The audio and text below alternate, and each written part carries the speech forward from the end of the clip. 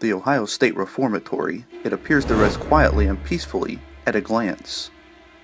Located in the age-old town of Mansfield, Ohio, there have been countless claims of paranormal activities said to have taken place. This facility was intended to be much more than the average rehabilitation center. It was thought that by putting the convicted prisoners to work, they could learn valuable trade skills and responsibility. This innovative idea not only gave prisoners the opportunity to become productive members of society, but was also intended to reduce violence among inmates. As a result of over 200 documented deaths that have taken place throughout the prison's history, it's believed to be a hotbed for paranormal activity. One such recorded death was that of Helen Gladkey. On November 7, 1950, the Mansfield News Journal reported Helen Gladkey's tragic death to have been caused by a gunshot to the upper left lung.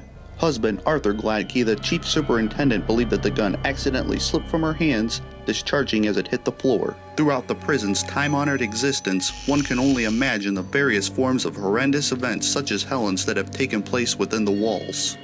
Events that are just as horrific, such as murder and suicide that occurred, are thought to create or cause the malevolent hauntings that are present at the Reformatory. The living conditions were reported by the inmates as overcrowded and inhumane. The worst of these conditions would likely be found in solitary confinement. Solitaire is reserved for some of the more nasty and troublesome inmates. The natural tendencies of these men was often spontaneous, violent, and unpredictable, making them some of the most dangerous inmates within the facility. However, it's a fact that there wasn't a safe place in the Reformatory from death and violence. There are documented accounts of both inmates and guards who have lost their lives in various regions throughout the prison. Many believe that to this day, the spirits of those who lost their lives still reside at the Ohio State Reformatory. Souls that are thought to be forever imprisoned within the walls. Join us for one evening as we join them.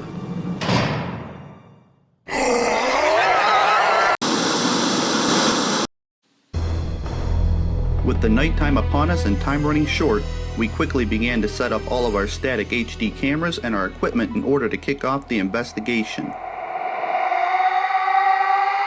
Starting off, we placed a camera on the first floor of the east cell block pointing in the direction of the central tower. Then, we stationed a camera in the second floor of solitary confinement. We quickly headed over to the east wing in order to position a camera in the hospital located on the second floor. Next, we decided to set up an HD camera on the third tier of the east cell block. After that, we headed over to the west cell block in order to set up a camera on the first floor pointing toward the center of the prison. At the last minute, we decided to film with a static camera in the shower room located on the first floor of the east wing. Then we immediately rushed to the third floor of the central tower and set up an high art camera in the prison's chapel room. And then lastly, we settled the thermal and began recording in the basement of solitary confinement.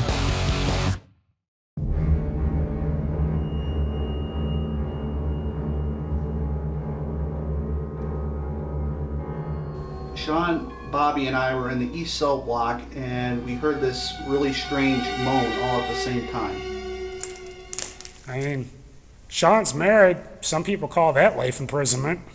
Nice. Ha ha, dun da da. You see that? What? Moan. Nice. Ha ha, dun da da. You see that? What? Moan. Yeah, we were in the east cell block, and as I remember it, Eric was actually dancing in the middle of the aisle, and then I decided to make some would consider, especially Sean's wife, a bad joke. And apparently, by judging by the moan, the spirits there agreed with him. It really kind of figures that this is the clip that we catch something on, because now my wife is going to see the video and see, this funny joke about us being married. She's going to appreciate that.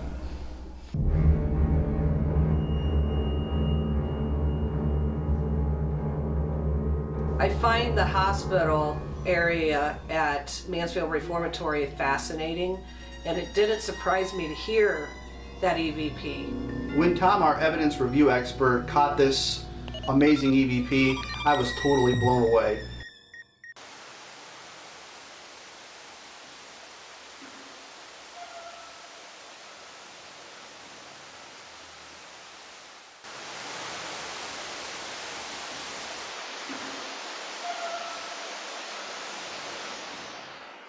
The first time I heard this, I literally got chills. Whenever I hear "help me," I always feel like it is a spirit reaching out, looking for help, looking for something, some type of release of their sadness, their fear, their regrets. I really believe it is a legitimate EVP. There was nobody in the room when this sound took place, this voice, and we just have no explanation for it.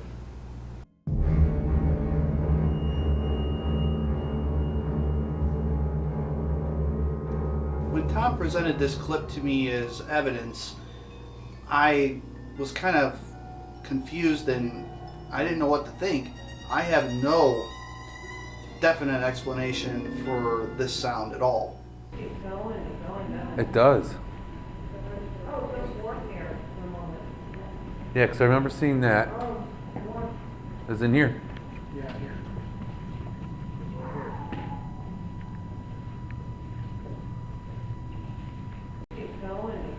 It does.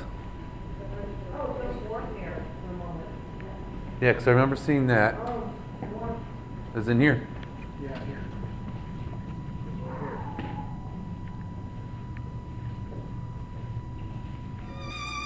Beats the out of me.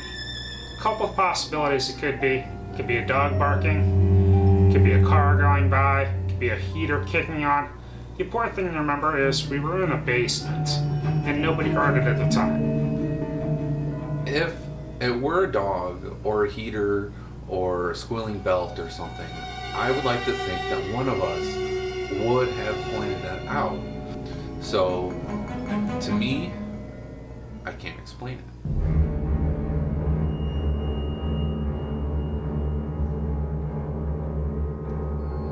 When the crash happened, Sean, I, and Laura were in the bullpen getting ready to take a break from investigating.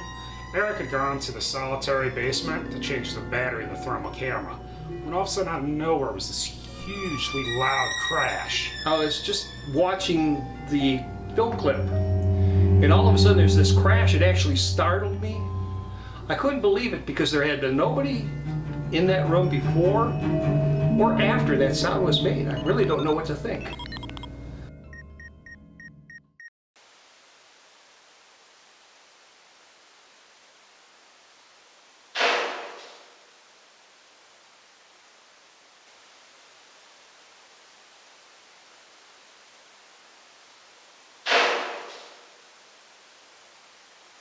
We didn't know where it came from. At the time, we actually thought it came from the west cell block. And Sean had actually gone out there yelling to see if anybody was out there. And no response came back. There was nobody out investigating anywhere near where this happened. You know, I don't feel that the video really does this noise justice and how loud it really was. I mean, it rang throughout the entire building. All right, it takes a lot to freak out a psychic medium. I've been at this pretty much all my life. I've seen a lot, I've heard a lot. I don't get frightened often. That one got me. The sound was so loud, it actually reverberated through the entire prison. It was loud. It really pretty much freaked me out. I thought somebody slammed a cell door. I could feel like it was something that was not natural as regarding a human being. Right now, I have no explanation for what may have caused that sound. Was it a cell door? What was it? And I don't know, I just kind of have the closure on that evidence is kind of settling because that noise was extremely loud.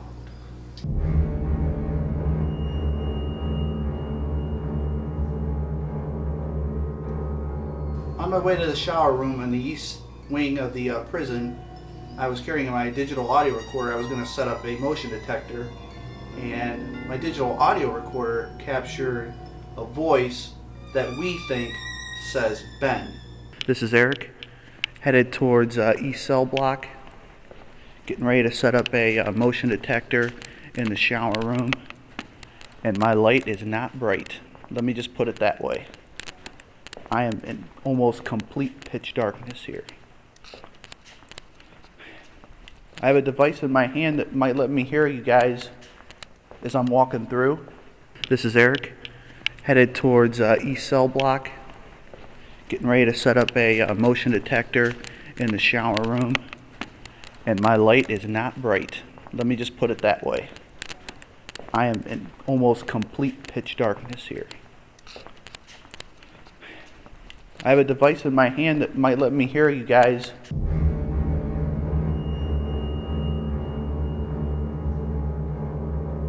So when I first saw this clip of the shadow man outside the window in the shower room, I was shocked. This is great.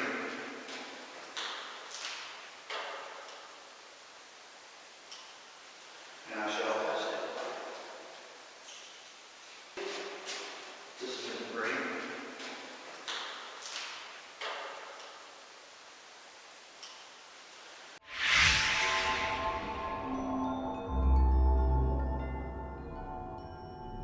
A couple of important things to remember about this clip. At the time that this was caught, there was a raging snowstorm outside, which would make it very uncomfortable for anybody to be outside at this time. Second, you need to remember that the entire facility is surrounded by a barbed wire fence. And on the other side of that barbed wire fence is another barbed wire fence with armed guards, which would make it very, very unlikely of anybody being outside at this particular time, especially at night. I didn't know what to think of it, so I immediately contacted every member in my group. Everyone was accounted for and nobody would confess to being outside. We stepped out for just a couple minutes, a couple times, and it was snowing thoroughly throughout the whole investigation time. This is one of those pieces of evidence that you just want the answers to. You want to figure out, what is that shadow? You want to figure it out. And you want to be able to just know, was that somebody walking outside? Is it really possible that someone would be walking so calmly and discreetly during a bad winter storm? This shadow had walked by the window at around 10 o'clock or 10:30 at night, somewhere in that time frame. So we're not really sure who this person was, and for that matter, how they would have even got into the prison yard over top of the fence. We've tried everything we can to debunk it, but unfortunately, there's no filming behind the prison, so we're kind of stuck at just classifying this as unexplained. I don't see how anybody could have been out in that snowstorm that way and not running.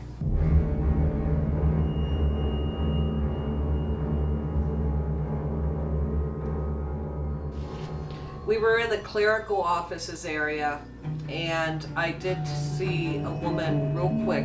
I had to take a double look, and I saw the back of her skirt, part of her leg, and a heel. And that's when I mentioned that I just saw something. Here's your Shawshank Redemption offices. Oh yeah, this is where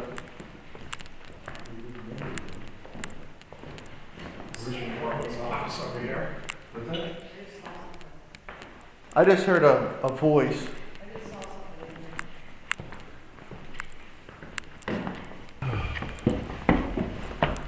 Here's your Shawshank Redemption offices. Oh yeah, this is where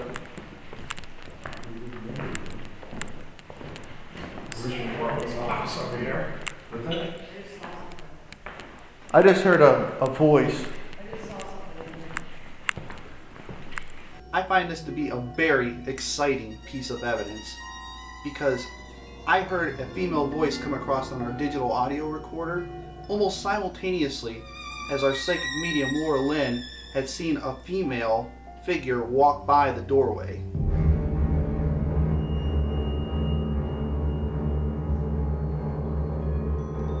The noise in the shower room is definitely, I don't know what I'd call it paranormal, but I would definitely call it unexplained, because we're not sure exactly what it was.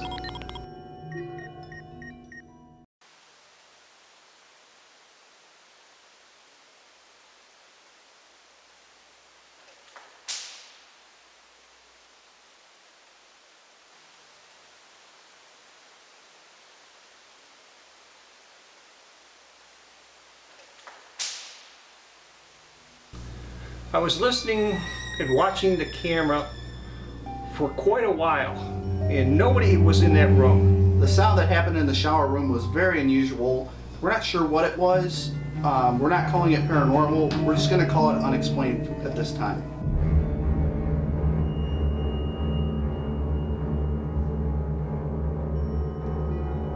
In the west cell block, Sean's digital audio recorder captured this Class A EVP that we think could possibly be in response to something that we had said. What do you think, Mom? What? You see I anything? couldn't find it. Tell you again if I can't do any better. We need another mic. What do you think, Mom? What? You see I anything? couldn't find it. Tell you again if I can't do any better. We need another mic. This, I think, is a great EVP. To me, it sounds like a boy, a child possibly from when it was the Reformatory before it was a prison.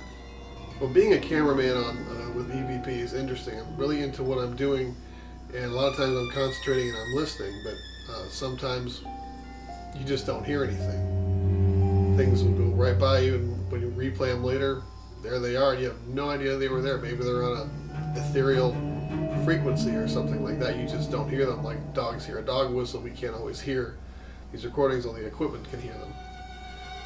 So this yes you did really surprised me. I don't know if I did anything, if this voice was confirming that I did do something, but it was very surprising to hear this voice.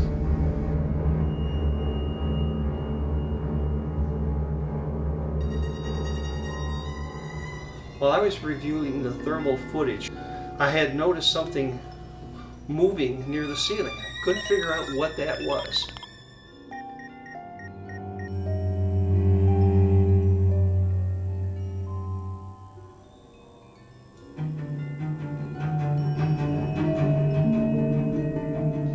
I got pretty excited about it until I turned it over to Eric. He seemed excited about it too.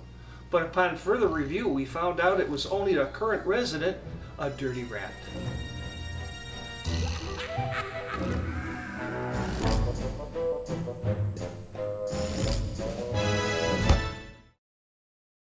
So that's all the evidence that we captured. Guys, do we have any personal experiences or anything cool that you want to talk about right now? I found it interesting in the chapel. In the chapel. Yeah, we were all in the chapel together, and remember we clicked on the music. I wanted to play Amazing Grace. All I had was a Native American one. That's right. But I could not believe the difference when I started playing that music, how it just felt so peaceful. It did. It really was peaceful. Like, I could have just gone to sleep, to be honest. I was like, just nice and comfy. So you're saying like the whole mood changed? Oh, absolutely. definitely. Now, did you like think that there was a spiritual presence causing this, or was it just? I thought so, and I looking back, I wish I would have started recording a little bit more and asking some questions. I just was really I was very peaceful with them. I felt like there was a presence in the room that was appreciating the music. I would agree with that. Being an empath and feeling, different energies out of the entire evening, that was definitely the most peaceful time. Well, I had a personal experience when I was walking into the area of the prison that had been shut off for many years. Well, I walked up on this particular door that was in the corner, and I actually saw it move on its own as I approached it, and I kind of froze in my tracks. If I recall right, Eric, I believe that just before then I saw a shadow of a person coming out of there. Yeah, that's right. I remember that you didn't actually see the door move, though. I was disappointed in that, but I think you were too far behind, or I was in the way or something. And I know that I saw the door move, but I didn't actually see the shadow, so that disappoints me too. And I may have just saw a shadow, or what I thought was a shadow, and it could have been actually the door moving. Yeah, so it's hard to tell. Being my first time going in there, it seemed spooky. Just 'cause it's a spooky place, Yeah. And going into those cells, and we were going and set up, and we were up on the other levels, and you're walking past the cell, and you're kind of like a little bit creeped out, just imagining what they went through and living their life for years, living out their sentences. But by the end of the night, you're just walking by like whatever, because it seems so calm. And I honestly am surprised with how much evidence we did catch. I didn't really expect to get much of anything. As quiet as it was throughout most of the night, with the exception of the loud crash that we heard. Right. I don't think it scared everyone as much as it just startled the Right, heck startled. out of you. Because where we were at, I mean, it's literally pretty much right in between the cell blocks. Dead center of the prison. And you just hear this loud bang or crash. You know, what just happened? And then you kind of realize, oh, okay, it wasn't any of us. It freaked me out. I was a little startled by that. The rat on thermal freaked you out. The other cool thing that I experienced was on the way to the shower room. I captured that voice Ben on the digital recorder, and then we had that guy or that figure walk by the window. Stalker. Yeah, my stalker. You know, it was kind of cool that we got the voice on the way there, but it's still not enough for us to say, hey, this was a ghost, because we didn't have a camera on the outside of the prison, and you know, we can't debunk it. We can't film you back gotta there. remember, on that side of the prison, you got freaking armed guards and razor wire, I get all that. and anytime anybody goes out there with a freaking camera or walks out there, the guards are on you, looking at you. You know. Right. It was 10 degrees in an ice storm. I know, guys, but I slid off the road twice on the way home. It took us 3 hours to get home that night. I know. It An was hour and a terrible. half drive. It took us That 3 was- hours. It was torture. Oh yeah.